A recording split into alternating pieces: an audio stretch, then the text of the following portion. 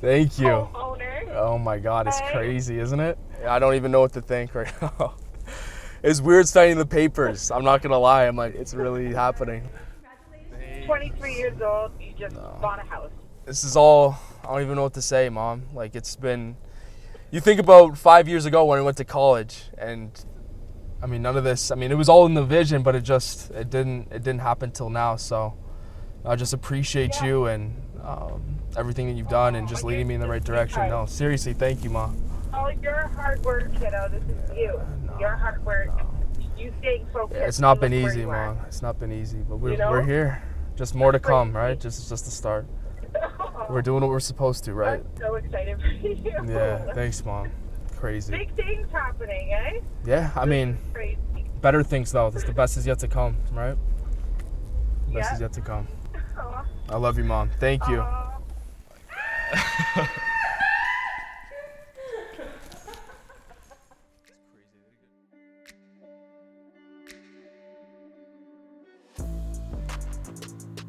It's definitely a surreal moment. I didn't really know what to feel. It was just kind of a landmark of mine of what I wanted to achieve. You know, coming to Philly, I didn't plan on buying a house, but it just fell that way. And you know, after we went through the process and when I received those keys, it was just it's hard to explain that feeling. It's like a surge of energy that you just wish you could store.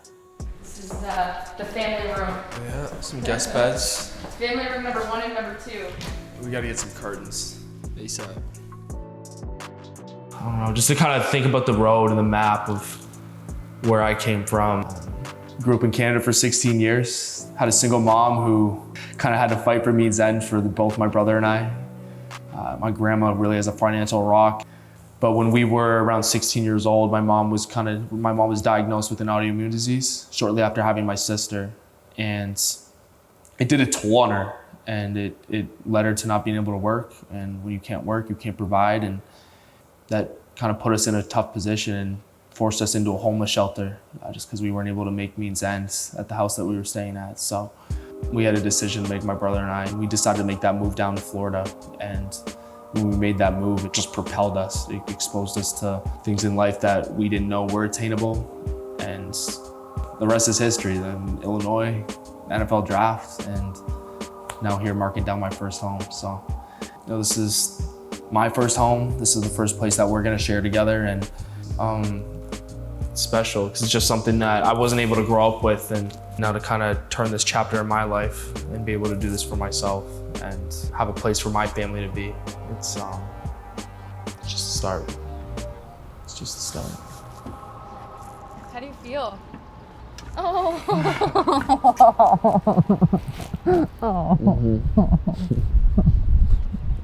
Oh my God.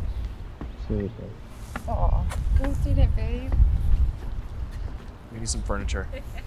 It's a little dead right now. Well, my perspective throughout these last 8 months was pretty much a restart period, a rebuild period. Of course, last year's season didn't end the way we wanted to, and initially I was kind of down about that. But now we're like, every team in the league is starting from ground zero, so we have to start over. So really, I just try to forget about that season altogether, and I just remember, like, I gotta start over. Because I mean, once the game is over, you gotta move on to the next game anyways, the next season. That's kind of how I look at it. And I feel like it's best to look at it that way because it helps you moving on to the next year. I definitely try to make sure my off season consists of my family. So during the off season, I also try to travel, try to get my mind off of football. So I try to leave football behind, but also staying in shape. Because like during the season, I'm just fully focused on football, and that's what maintains my attention for those 6-7 months. I think first you gotta individually build your own mindset, and then of course during training camp, that's when like the coaches and the players help start building the team's mindset. So my mindset at this point in time is to make sure I pass that conditioning test, and I'm in shape because I know more about what's gonna happen during training camp and how the season's gonna progress. Versus being a rookie, I was just going out there full throttle each and every day, and I didn't really know what to expect as far as when the season starts and like how the progression of the season is. So I try to make sure I have my schedule lined up and I'm aware like what days are gonna be like when our off day is. Because I wanna have my recovery stuff set in place so that when I get to that day, I don't have to think about it. I'm here.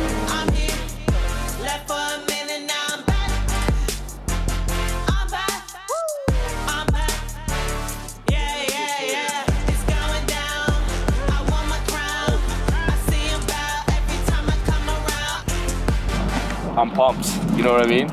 It's the start to a new opportunity and start to a new great day. Man, feeling good. That time again. Oh, good morning! Good morning! Guys, it's about putting in daily work. There's 1,000 different ways to say process. My favorite one is this. Every day you are to make deposits into your bank account. The rent is due every single day. Every day. So that when you have to write that check, you have sufficient funds in your bank account. Every day. And what is our process? High detail in meetings. Full speed to the snap and walkthrough. High intensity at practice.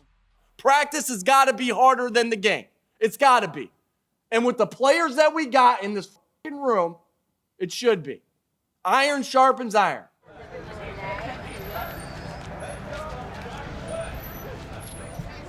Well, the fans here, they bring a lot of energy, a lot of passion, and I think that's what makes playing for the Eagles really, really fun. Is just how passionate our fans are. I was excited to get back out in front of them today. Well, that's the first day training camp. How you feeling? Feeling pretty good. Just ready to get out here and make some plays, man. Get it started. Feels like my first time back on the practice field. Hour-long practice today, trying to get back in the swing of things, get the snap count down, and that's about it. Get off the ball. First day out, you know what I'm saying? Not too hot, not too shabby. Feels good. Feels way better than Texas heat, I can tell you that. Yep. All right, Coach, how you feeling today? Come on, I'm too excited. Silver. You too, baby. On the way. So you get tatted up again when you're going? Huh? You get tatted? Nah, I just be wearing sleeves. Okay. I didn't see all that. It looks like, did you cover one up? Yeah, like 3 years ago. You got any? I got none. Huh? Tatless. That's rare, man.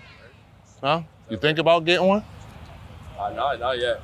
Not yet. I'm kind of away from it. Huh? I'm away from it right You away from it? now. My brother's sleeved up. Tats, neck, everything. You just never wanted to take the plunge, huh? It's not it, man. Not there. Not there yet. That's interesting, man. Is it? I mean, just y'all generation, not just your brothers, just your generation, they got a lot of tattoos now. I'm just used to seeing it. Typical training camp day for DBs is a lot of our guys get in early. They get with Ted and his crew and Tom and their crew and kind of go through their stretch routine, different ways to get warmed up. Some guys stop up to the office to get a chance to see us as coaches to get some quick mental notes on just what they need for practice and everything like that. And then, for us, we'll start off with some meetings and watch some film and just the mental part of the game that's really important. And then we go out and we get the chance to practice and get on the grass and get a chance to compete and go against one another. You got them coming back. Here we go on that hit. Good. Level the ball, shoot at the level of the ball. Here we go, show, back, break. Good. Sydney, drive through before you look. Drive. Hey, it's the backer there. It's the backer. Hey, relax. It's the backer. All right. I know. We're good. They'll get it corrected. Coach DK is motivating. He's not a guy that's going to yell in your face, but if you do something wrong, he's going to let you know that he's disappointed in you, and that's not going to come through yelling and all that. So, I'm excited to work with him and continue to be pushed by him each and every day. JB. Good work. You good on that one. Try to stay square on it and just rate it there. Yeah! What a fight! Having a great mix of rookies and vets in the DB room is kind of the ideal situation that you would want to have because you have some great veterans who have had a lot of success in this league. They've earned, their stripes here, being all pros, Pro Bowl players. And so I'm excited about it. I'm excited for what the vets bring to this room and the standard that they've set of effort and execution and teamwork, but also they can pass that down to the young guys that help them learn how to have success in the NFL.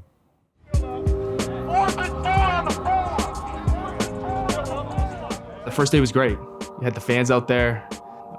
It was hot, but I think coming to a team that has championship caliber potential, the standard is the standard. I mean, that's the bare minimum. It's been set. So, walking in the building and trying to keep up that standard as a rookie is really my main focus right now. What's this? This is special request from the vets. The best advice I heard was just staying in the moment, staying where my feet are, and taking advantage of the opportunity that's handed to me, because as fast as they hand it to me, it can be taken away. The biggest thing for me is just stacking one day at a time, making sure that I'm better than I was yesterday. I just want to contribute. I want to contribute in any way I can, in all phases of the game. I want to make it hard for them to take me off the field. So, and I'll do anything to get there. That's the thing, is that the willingness to do whatever it takes to get to where I want to be. It's hard to just say one thing to a rookie because there's so many different aspects about the league. You know, I would also find a veteran and follow him around and try to replicate the things that he do. Because if you have a successful veteran, it's obviously he does things that helped him stay in the league for a long time. So I would just try to replicate those things. We are going to do our media shoot. About to go have some fun. About to do some fake yelling and stuff. And go for it. Ah! Keep going. Yeah. More. The DP performance is extremely important to the success of the team. We're the last line defense. I mean, we have to save the defense. And so we have to do a great job with that. We got to do a great job getting lined up. The ball travels further and faster in the air. So we're just excited to be the guys that continue to bring this defense along and be the best unit that we can be, that help the Philadelphia defense be the best that they can be. It was a long first day, but we got a lot of work done. Looking forward to the next one. Go Birds.